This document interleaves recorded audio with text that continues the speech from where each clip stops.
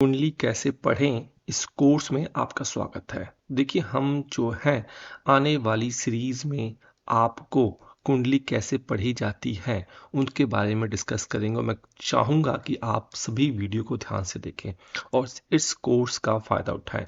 देखिए कोर्स की फ़ीस मैंने बहुत कम रखी है और मैं यहाँ पे बताना चाहूँगा जो कुंडली होती है दो तरीके की होती है। एक तो होती है जिसकी हम गणना करते हैं, ठीक है जी, जिसकी हम गणना करते हैं मैथमेटिकल, ठीक है। और एक होती है फलित कुंडली। फलित कुंडली वो होती है जो कि आप यूट्यूब पे देखते हैं, जो कि भावों को कुंडली में देखते हैं और व्याख्या करते हैं। तो आज शुरुआत करने से पहले मैं आपको इंट्रोडक्शन देना चाहूँगा, कुछ स्टेप बताना चाहूँगा जिसको आप ध्यान से सुनिए। देखिए कुंडली को पढ़ना, कुंडली कुछ इस प्रकार से होती है, ये इंडियन है, वैदिक एस्ट्रोलॉजी है, इसी तरीके से वेस्टर्न एस्ट्रोलॉजी होती है। इसी तरीके से भारत में ही साउथ एस्ट्रोलॉजी अलग टाइप का चार्ट होता है और ईस्टर्न एस्ट्रोलॉजी का अलग तरह का चार्ट होता है, लेकिन कैलकुलेशन सेम होती है। देखिए कुंडली जो ये पढ़ना है एक गूढ़ विद्या है जिसे समझने के लिए धैर्य और साहस की जरूरत होती है।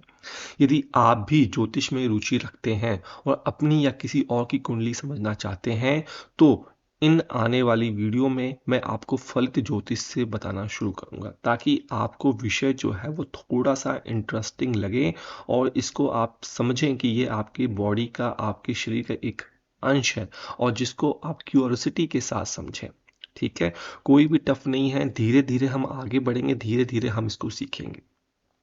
ठीक है, अब स्टेप बाय स्टेप तरीके से आप रोचक अंदाज में जानिए मैं क्या कहना चाहता हूँ। देखिए स्टेप वन हम क्या क्या पढ़ेंगे। स्टेप वन में हम कुंडली को पहले आइडेंटिफाई करेंगे, ठीक है, कुंडली क्या होती है, ठीक है, आइडेंटिफिकेशन करेंगे, पहचानेंगे, उसका स्वरूप समझेंगे। कुंडली को जन्म पत्रिका और इंग्लिश में हम इसे होरोस्कोप भी कहते हैं, इसको नोट कर लीजिए। ठीक है, इसमें 12 घर होते हैं, ये आपको दिख रहे हैं, टोटल 12 घर होंगे, 3 4 5 6 7 8 9 10 11 12, ये 12 घर इसमें होंगे, इससे ज़्यादा भाव नहीं होंगे। ठीक है जी, और 9 ग्रह इन घरों में स्थित होते हैं। वो 9 ग्रह देखिए मैंने ऊपर इमेज सबकी बना दी है, मैं इन सबके बारे में विस्तार से बात करूंगा आगे आने वाले सीरीज में, पार्ट में, सोर्स कोर्स में।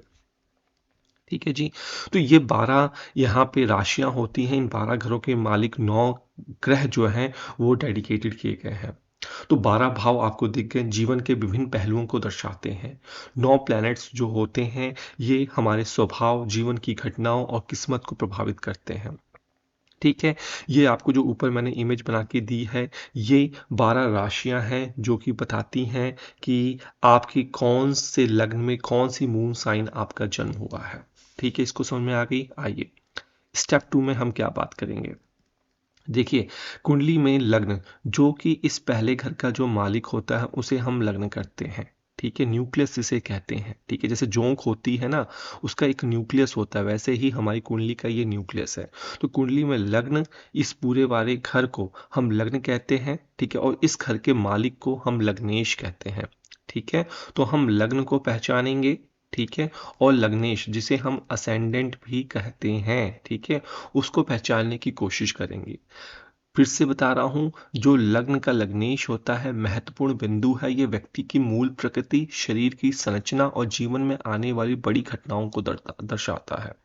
ठीक है, तो इसको कैसे पहचानना है। ठीक है, कुंडली के पहले भाव में जो भी राशि होती है वही लग्न राशि कहलाती है और इस राशि का स्वामी भी आपको लग्नेश कहलाएगा।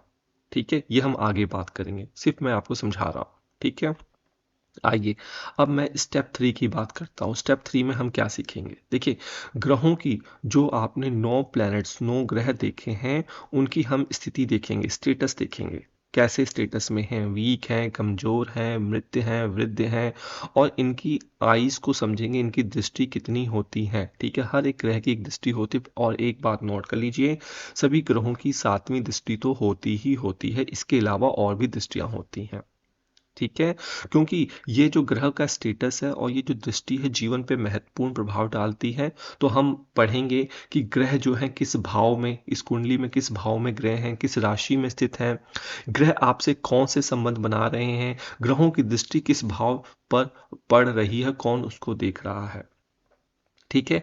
जैसे कि उदाहरण के तौर पे शनि महाराज की जो दृष्टियां होती हैं वो होती है तीसरी दृष्टि, एक होती है सातवीं दृष्टि और एक ये 10वीं दृष्टि होती है। ये शनि महाराज की 3 दृष्टियां होती हैं। उसी तरीके से बृहस्पति की जो होती है 5वीं होती है, 7वीं होती है, 9वीं होती है। देखिए 7वीं दृष्टि सभी ग्रहों की होती है।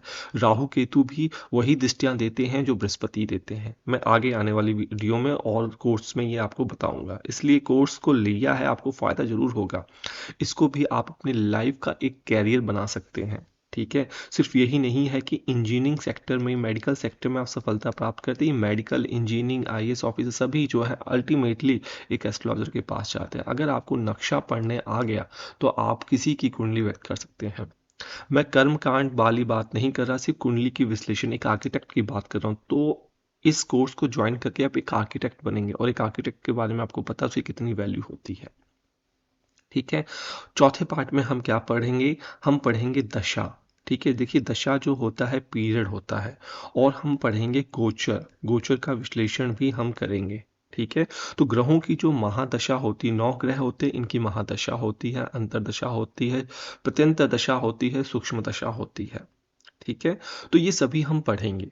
ठीक है। दशाएं जो होती हैं जन्म के समय जो होती हैं, जो भी दशा स्टार्ट होगी जब आपका जन्म हो रहा है, ठीक है, जन्म के समय चंद्रमा की स्थिति तय करती है। चंद्रमा कहाँ बैठा है, चंद्रमा के ऊपर डिपेंड करेगी। गोचर से वर्तमान समय में ग्रहों की चाल और उसका प्रभाव समझा जाता है। ठीक है। ये गोचर ही है जो हमें इवेंट ट्रिगर करते हैं कि इस साल क्या क्या चीजें हो सकती हैं। ठीक है। अगर एग्जाम्पल के तौर पे अगर किसी की शनि की 7.5 चल रही है तो जीवन में चुनौतियों और संघर्ष का सामना करना पड़ेगा, जो कि गोचर का पार्ट आपका कहलाएगा। ठीक है। इतना आपने समझ लिया। आइए अब हम स्टेप 5 की बात करते हैं। स्टेप 5 में क्या हम बात करेंगे आगे चलकर? देखिए कुंडली में विशेष योग होते हैं और दोष होते हैं। ठीक है। इनके बारे में हम बात करेंगे कि तो बहुत सारे योग होते हैं। अच्छे योग होते हैं, बुरे योग होते हैं, दोष भी होती हैं। देखिए कुछ राजयोग होते हैं जो शुभ ग्रह विशेष स्थानों पर होते हैं। गजकेसरी योग होता है। दोष कैसे हो गए? मांगलिक दोष हो गया, कालसर्प दोष हो गया, पितृदोष हो गया, और भी बहुत सारे दोष होते हैं जो अब हम आने वाली वीडियो में बात करेंगे। ठीक है जी। आइए अब स्टेप 6 की मैं बात कर लूँ। स्टेप 6 में हम क्या पढ़ेंगे? कुंडली के संपूर्ण विश्लेषण करेंगे। ठीक है। हम एक थोरो एनालिसिस करेंगे, एक हम विश्लेषण जो होता है, हम एक डिटेल्ड एनालिसिस करेंगे हर एक घर की। ठीक है।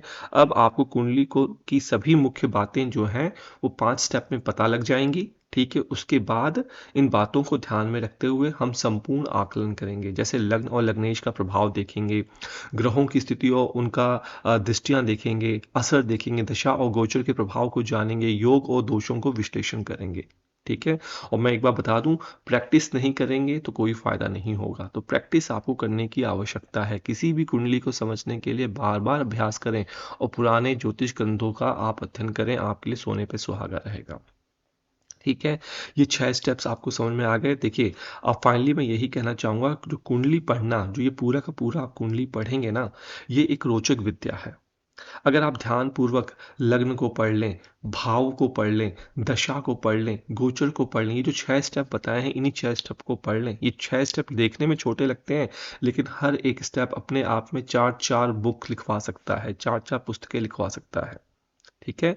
तो अगर आप इन सभी बातों का ध्यान रखेंगे तो कुंडली पढ़ने में निपुण हो सकते हैं आप। ठीक है। तो मैं यहाँ पे एक टिप यही देना चाहूंगा कि अब शुरुआत में अपनी और अपने परिवार की कुंडली का अध्ययन करें। ठीक है। सेल्फ स्टडी करें, सेल्फ एनालिसिस करें। उसके बाद आप दूसरों की एनालिसिस करने के लिए आगे बढ़ें। ठीक है। अगर कुंडली का आप भी विश्लेषण करना चाहते हैं, ठीक है, और सीखना चाहते हैं, किसी और को भी शिक्षा देना चाहते हैं, तो आप इस कोर्स को ज्वाइन करके इस कोर्स को समझकर दूसरों को ज्ञान अर्जित दे सकते हैं। और मैं चाहूँगा कि आप अपने ही भाई बंधुओं कज़न को भी आगे बोलें कि कोर्स को ज्वाइन करें, फ़ायदा ज़रूर होगा।